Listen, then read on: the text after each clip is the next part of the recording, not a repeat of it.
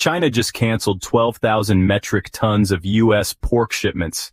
That's not a fluke or a technical glitch. That's a deliberate strategic move, and it's just the beginning. China is no longer willing to play economic games on America's terms, and they're proving it with action. And pork wasn't the only thing to go. In a similar move, China also canceled a substantial amount of U.S. soybean imports, around 2.4 million metric tons, another industry that heavily relies on the Chinese market. That's a multi-billion-dollar loss to American farmers.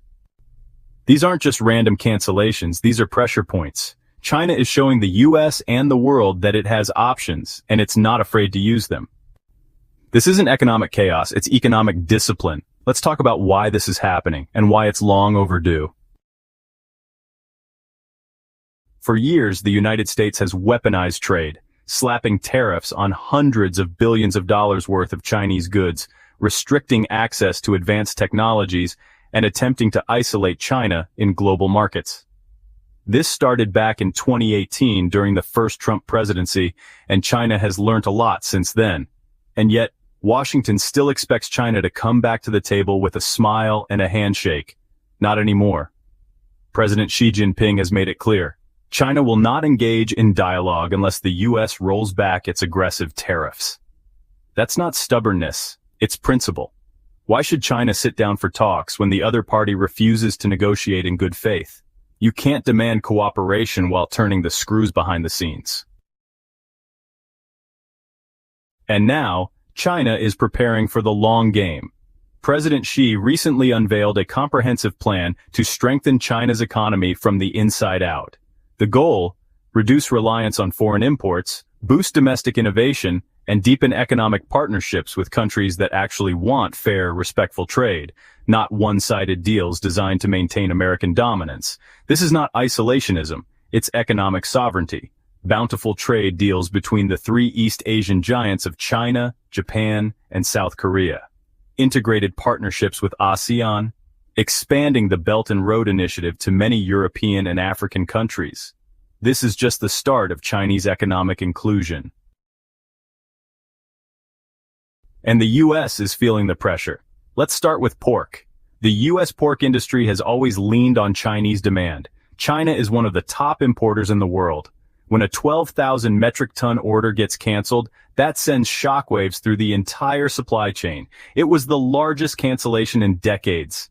American producers, already struggling with inflation, rising costs, and shrinking margins, are now facing a market surplus and falling prices.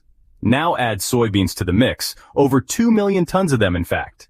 China is the largest buyer of U.S. soybeans, and canceling shipments sends a message with even bigger impact. Entire regions of the American Midwest depend on soybean exports to China. Without that demand, silos fill up, profits vanish, and local economies take the hit. China knows exactly what it's doing, targeting the red and rural Trump voter base and punishing them for their foolishness.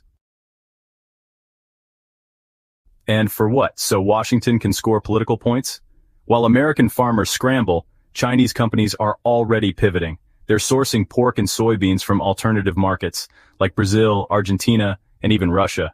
These are long-term partnerships being forged, built on mutual benefit and respect. What's crazy is that the U.S. deems South America as its own backyard, yet they'd rather deal with China. Just ask Cuba or Venezuela how well America treats them. Let's be clear. China isn't backing down. It's evolving. The Western narrative often paints China as being dependent on American technology and markets, but that's no longer the reality. Over the past decade, China has invested heavily in self-sufficiency.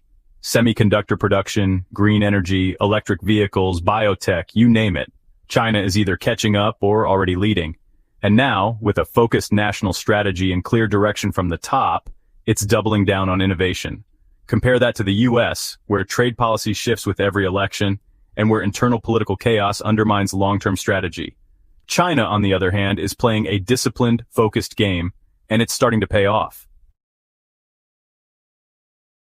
And what about the global impact? The U.S. may try to isolate China, but that's getting harder by the day. Nations across Asia, Africa, Latin America, and even parts of Europe are increasing their economic cooperation with Beijing. Why? Because China invests, it builds, it trades without the strings and lectures that often come with American deals.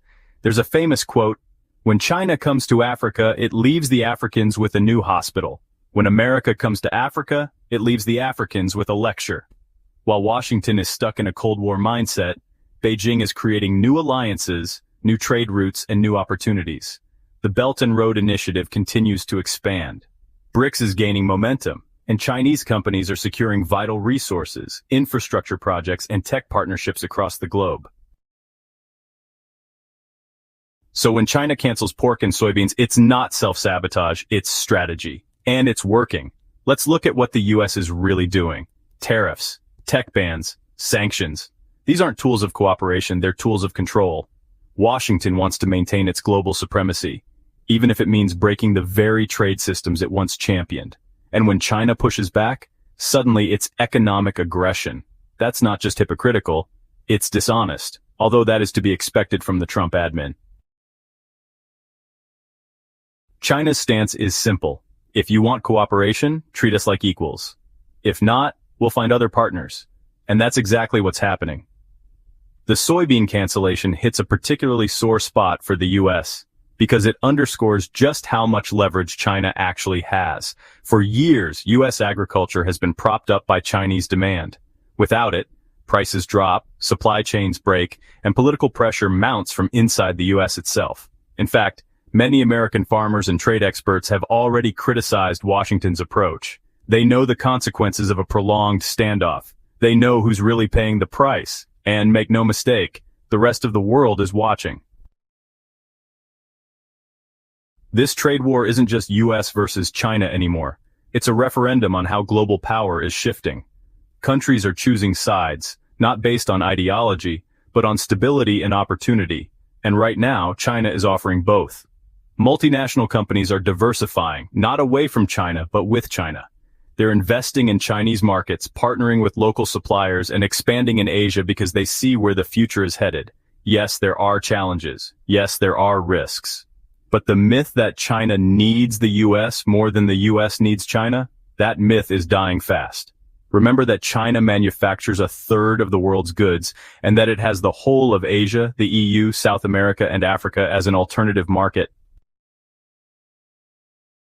So what happens next? If the US continues down this path, demanding concessions while offering nothing, it will find itself increasingly isolated in a world that no longer revolves around Washington. China, meanwhile, will continue building a network of trade, investment, and innovation that doesn't depend on American approval. The pork and soybean cancellations are just a preview. What's coming next is a global economic shift that's been a long time in the making. And China?